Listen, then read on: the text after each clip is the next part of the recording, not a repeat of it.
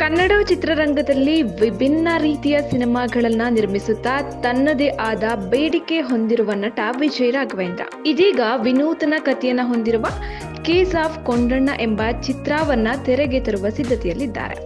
ಚಿತ್ರಕಥೆ ಸಂಪೂರ್ಣವಾಗಿ ಬೆಂಗಳೂರಿನಲ್ಲೇ ನಡೆಯುತ್ತದೆ. ಆರಂಭದ 3 ಕಥೆಗಳೊಂದಿಗೆ ಪ್ರಯಾಣ ಮುಂದುವರಿಸುತ್ತಾ ಕೊನೆಯಲ್ಲಿ ಹೇಗೆ ಎಲ್ಲವೂ ಒಂದೆಡೆ ಸೇರುತ್ತದೆ ಎನ್ನುವುದು ಕುತೂಹಲಕಾರಿಯಾಗಿದೆ.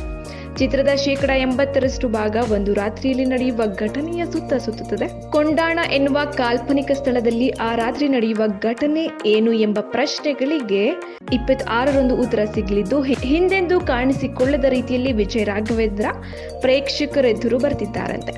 ಖುಷಿ ರವಿ, ರಂಗಾಯಣ ರಘು ಸೇರಿದಂತೆ ಬಹುದೊಡ್ಡ ತಾರಾಂಗಣವಿದ್ದು, ಸೀತಾರಾಮ್ ಬಿನೋಯ್ ಅವರ ಜೊತೆ ಕೆಲಸ ಮಾಡಿರುವ ಟೆಕ್ನಿಷಿಯನ್ ಇಲ್ಲಿಯೂ ಕಾರ್ಯನಿರ್ವಹಿಸುತ್ತಿದ್ದಾರೆ.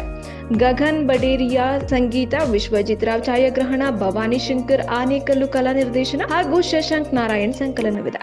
ಪ್ರಮೋದ್ ಮರವಂತೆ, ವಿಶ್ವಜಿತ್ ರಾವ್ ಸಾಹಿತ್ಯದ ಚಿತ್ರಕ್ಕೆ ಯೋಗಿ ಸಂಭಾಷಣೆ ಬರೆದಿದ್ದಾರೆ. ನಿರ್ದೇಶನದ ಜೊತೆಗೆ ದೇವಿ ಪ್ರಸಾದ್ ಶೆಟ್ಟಿ, ಸಾತ್ವಿಕ್ ಹೆಬ್ಬಾರ್ ಜೊತೆ ನಿರ್ಮಾಣಕ್ಕೂ ಕೈ ಜೋಡಿಸಿದ್ದಾರೆ. ಇನ್ನ ವಿಜಯ್ ರಾಘವೇಂದ್ರ ಒಂದಾದ ಮೇಲೊಂದಂತೆ ಸಿನಿಮಾ ಮಾಡುತ್ತಲೇ ಇರುತ್ತಾರೆ. ಇದಕ್ಕೂ ಮುನ್ನ ರಾಘು ಎಂಬ ವಿಭಿನ್ನ ಕಂಟೆಂಟ್ ಹೊಂದಿದ ಸಿನಿಮಾದಲ್ಲಿ ನಟಿಸಿದರು.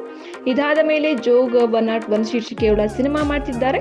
ಸಸ್ಪೆನ್ಸ್ ಥ್ರಿಲ್ಲರ್ ಕಥೆಯನ್ನು ಹೊಂದಿರುವ ಚಿತ್ರದ ಫಸ್ಟ್ ಲುಕ್ ಕಳೆದ ಆಗಸ್ಟ್ನಲ್ಲೇ ಬಿಡುಗಡೆಯಾಗಿತ್ತು. 7 ಸ್ಟಾರ್ ಪಿಕ್ಚರ್ಸ್ ಲಾಂಛನದಲ್ಲಿ ರಘು ಚಿತ್ರ ನಿರ್ಮಾಣ ಮಾಡಿದ್ದು, ಕ್ರಿಯೇಟಿವ್ ಡೈರೆಕ್ಟರ್ ಆಗಿಯೂ ಕಾರ್ಯನಿರ್ವಹಿಸಿದ್ದಾರೆ. ವಿಜಯ್ ಕನ್ನಡಿಗ ಚಿತ್ರದ ನಿರ್ದೇಶಕರು ಶೀಘ್ರದಲ್ಲಿಯೇ ಟ್ರೈಲರ್ ಬಿಡುಗಡೆಗೆ ಚಿತ್ರತಂಡ ಪ್ಲಾನ್ ಮಾಡ್ತಿದೆ.